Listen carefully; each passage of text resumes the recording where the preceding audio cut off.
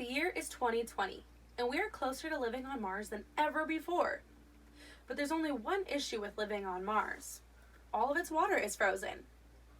The solution to this problem is relatively simple. We as humans are great at warming up a planet. The Earth has not been doing too well recently, and it's not just from natural causes. People are continually contributing to the climate crisis in which we are currently living in, and it is further destructing our planet. Although sometimes it can feel that all hope is lost, there are still actions that we can take so Earth can see our grandchildren and our grandchildren's grandchildren, and so on. Climate change is happening, and we need to act fast.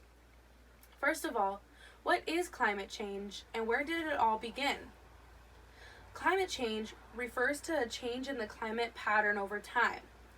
It's not just the few warm days we get every year that just seem extra warm.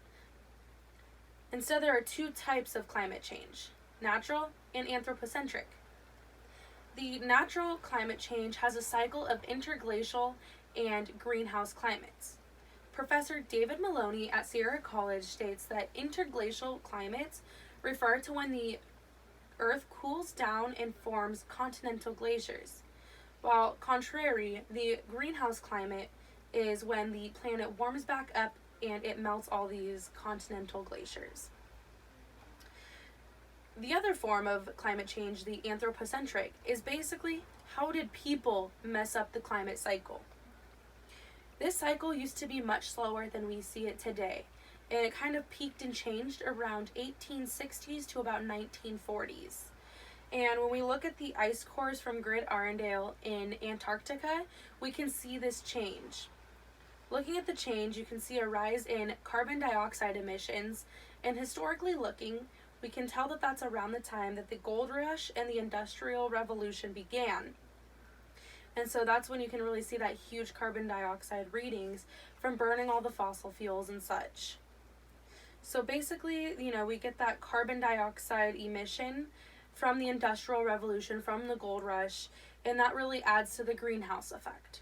This greenhouse effect is trapped gases in the atmosphere, which trap the sun's heat on Earth, thus warming up the planet. As NASA says, carbon dioxide controls the amount of water vapor in the atmosphere, and thus the size of the greenhouse effect. Rising carbon dioxide concentrations are already causing the planet to heat up. So as you can see that the carbon dioxide readings really create, like I said, that greenhouse effect where there's going to be more water in the atmosphere, which is going to magnify the sun's heat and keep it in our atmosphere, melting all the glaciers and kind of throwing off the cycle that was already there. And so climate change, like I said, is natural, but the whole cycle is messed up, and we are a part to blame for that. Also, climate change may have started in the late 1800s, but we are still heavily contributing to it today. The biggest contributor to climate change is the burning of fossil fuels. According to the National Resources Defense Council, the U.S. burns large quantities of carbon dioxide like oil, which heats up the atmosphere and can have catastrophic, results like wildfires and drought. Another form of fossil fuel that is burned and has negative impacts on our environment and our atmosphere is coal. Coal is responsible for 42% of mercury emissions in the U.S. and is also the reason of 2/3 of the U.S. sulfur dioxide emissions. And sulfur dioxide isn't good for our environment because it leads to things like acid rain. So between the wildfires, the drought, the acid rain, and all the other negative effects that come from these gases, it's just not good for our environment, it's not good for us, and it's not good for our planet and its atmosphere. Another contributor to climate change is deforestation.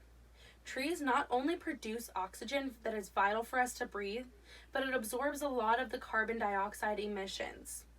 And it uses that in photosynthesis. And so basically that deforestation is removing the, plant and the trees that are going to be forming oxygen for us to breathe, as well as the carbon dioxide that's not good for us will no longer be absorbed. NASA states When people clear forests, usually with fire, carbon stored in the wood returns to the atmosphere, enhancing the greenhouse effect and global warming. So like I said, it's even worse when you burn it or when you're, chopping it all down. That carbon is actually released back into the environment, which is just has all of its own negative effects on it in itself.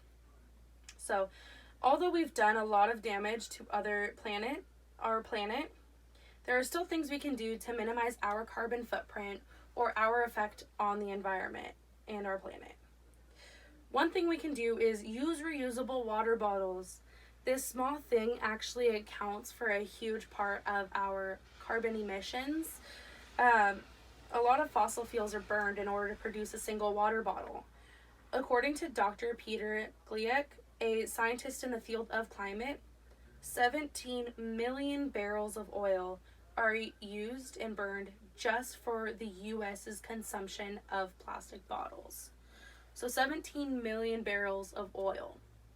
It just does not seem like that much fossil fuel burned really is worth the small satisfaction of drinking out of a plastic bottle.